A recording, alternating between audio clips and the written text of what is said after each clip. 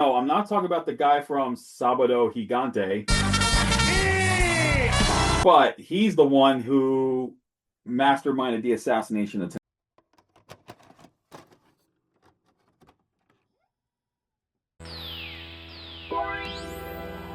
Welcome to the Video Store Geek Podcast, where your friendly neighborhood world film geek Albert Valentine talks about films made and released during the golden age of the VHS era. Hello, my fellow Video Store geeks. Welcome to the latest episode of the Video Store Geek Podcast, where your indie film geek and tape head for life, Albert Valentine, talks about movies released and made during the VHS era. Now, we are on our second episode of Deezen August, and we will be talking about the 1990 comedy Mob Boss, directed by Olen Ray and written by T.L. Lankford. They were also the ones responsible for our last film, Beverly Hills Vamp. This one stars Eddie Deezen in a pretty much Godfather parody, if of sorts, where he has to take over his father's criminal organization when his father is almost assassinated by a rival boss. And problem is, our new mob boss here is not the smartest of the bunch. He's more of a nerdy, bullied wimp. So he has to train to become the mob boss. And of course, this is going to end up with such hilarious chaos and hijinks with amazing ensemble cast. So we're going to get right into the film and give you a little bit of trivia. There's not much on this one, but there are a few pointers that should be noted. But we're going to get right into the film. And so basically, it starts out with a meeting at a restaurant in, I believe it's San Francisco. And there's 5 crime families. It's just like The Godfather. And the head of those crime families is Don Anthony, played by the one and only William Hickey. I freaking loved this guy in anything. He was freaking hilarious as Uncle Lewis in National Lampoon's Christmas Vacation and as Johnny Bird in My Blue Heaven. I mean, if you have not seen those 2 movies yet, you got to see those for just watching William Hickey, how funny he is.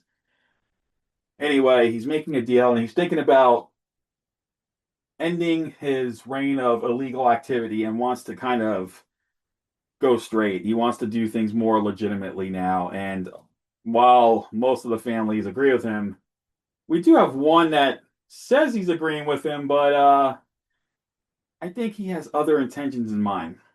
Because what happens is the next thing we see are 2 hitmen played by Brinke Stevens and Jack O'Halloran, and their names are Sarah and Angelo. They are up on a rooftop nearby the restaurant. And when Don Anthony comes out, he gets shot. He doesn't get killed, but he does get shot and ends up in the hospital.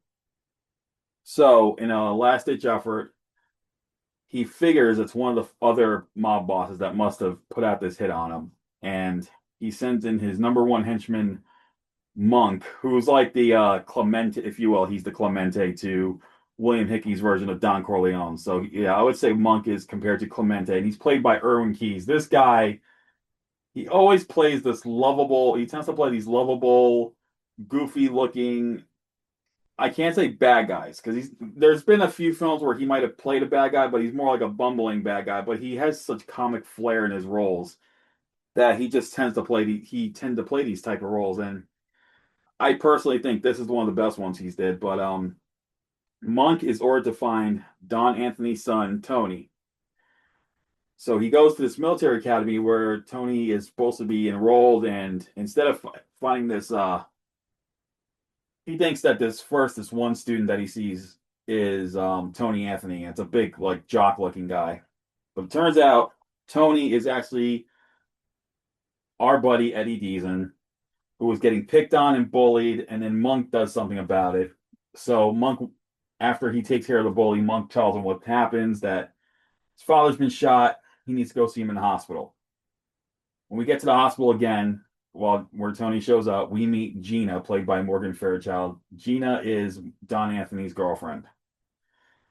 And when Don Anthony tells her that his son is going to be taking over the family business, problem is Tony doesn't know jack about being a gangster. So Monk has to teach him the ways of becoming the gangster, the mob boss, if you will.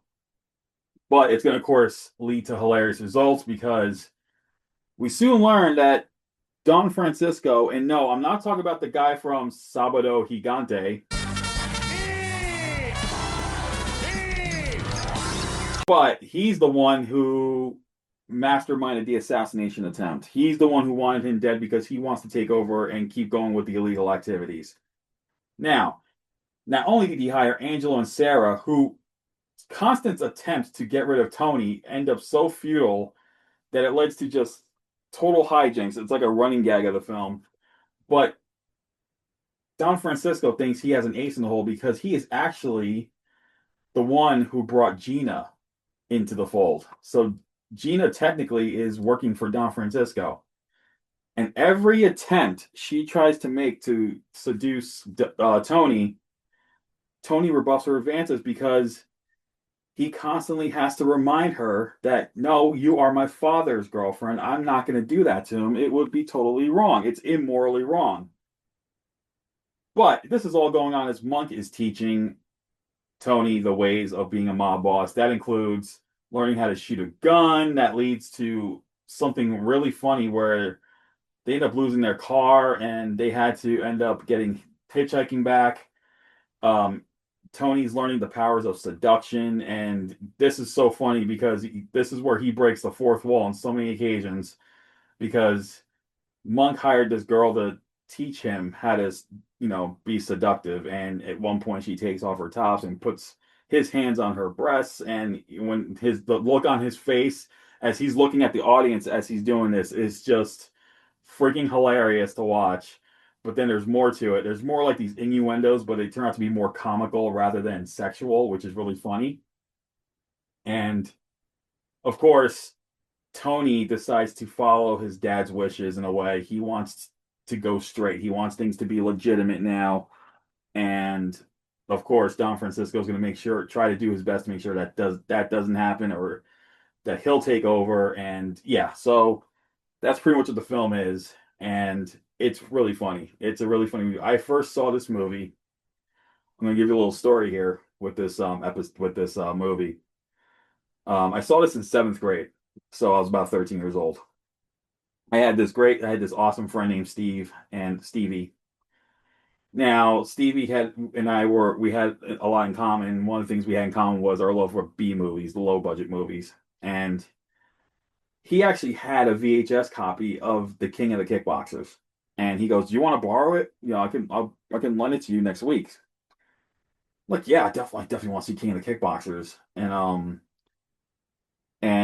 unfortunately, though, the week passed by, and he came in. So he goes, "Listen, I lent the movie to my friend a few weeks ago. He hasn't given it back to me, but I did talk to him, and he promised he's going to give it back to me this week. But I think I have something you'd like." So he lent me another VHS tape, and it happened to be this movie Mob Boss.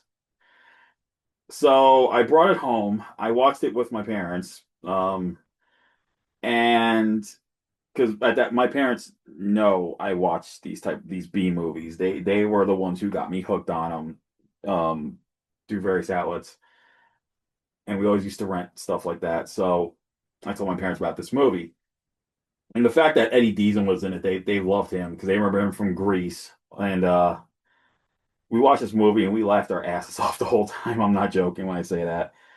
It is so goofy, so campy, and you cannot take this movie seriously. It's no, it's just all bumbling goofiness all around. But that's the thing with Fred Olen Ray's films. He makes these campy genre films and doesn't give a damn. And I'm glad he doesn't because they're just so much fun to watch. They don't you can't get enough of them. And matter of fact, Eddie Deezen said in an interview about this movie that he had a blast making this movie. He goes, him and Fred collaborated for the first time on Beverly Hills Vamp. He had fun with that, but he goes, this was even better. I had so much fun shooting this movie, and he credited Morgan Fairchild. He's like, Morgan Fairchild's a lovely lady. She was really professional and all that in real life. So that's something to count for. But this has an amazing cast. I mean, you have Eddie Deezen, Morgan Fairchild, Stuart Whitman. That guy's a legend. He's been in a whole bunch of classics, and he plays Don Francisco here. Again, not that one. and Brinke Stevens and Jack O'Halloran. Jack O'Halloran is another name I got to talk about for a second here because um, if you think of Jack O'Halloran, he's this menacing guy. You probably remember him from Superman 2, where he was one of Zod's main henchmen, and also a movie called Hero and the Terror, where he was the Terror to Chuck Norris's hero. But the first movie I saw him doing the comic shtick in was the movie version of Dragnet with Tom Hanks and Dan Aykroyd. And the scene where Tom Hanks is interrogating him and what he does to the drawer, that's the first time you could see that Jack O'Halloran has potential for comedy, and he gets to show that comic side in Mob Boss, and it's really funny. And it's just so much fun. And see the Brinke Stevens do something a little different from her usual shtick as well. Here she is playing this bumbling, very attractive hit woman, but you don't get to see anything from her in terms of the normal stuff you would see from her. There's no TNA in this one from her, but but here once again she gets to show her comedy side and does a great job in my opinion. And we also have appearances from Robert Quarry again, and this guy's a legend, Mike Mazurski, who played he's been in films like Some Like It Hot, It's a Mad Mad World. Like he's that guy, if you see his face, you'll recognize him instantly. Um, Overall, it's a fun movie. I really enjoyed watching this, and but we're gonna give you a little trivia now on this one. There's not much on this in this case, and so here's the trivia for Mob Boss. Mob Boss was released on September 16th, 1990 by Vidmark Entertainment. It had a small theatrical release in the US, but in other countries it was mostly went straight to video. I didn't even know that this had a theatrical release. I saw it straight to video, so I figured it was straight to video here in the US as well. Critics hated the film. Of course they did, because it's a B movie. Let's face it.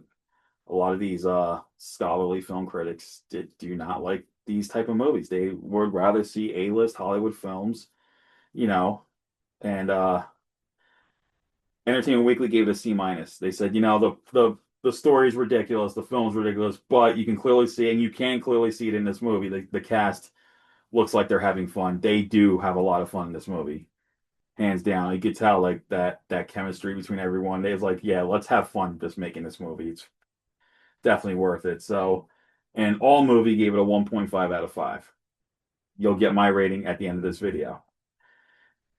So here's we don't want to end with the sad news yet, but anyway, let's get to Robert Quarry. Robert Quarry, he's in the film as Dr. Jones, but you do not see him in the credits as Robert Quarry.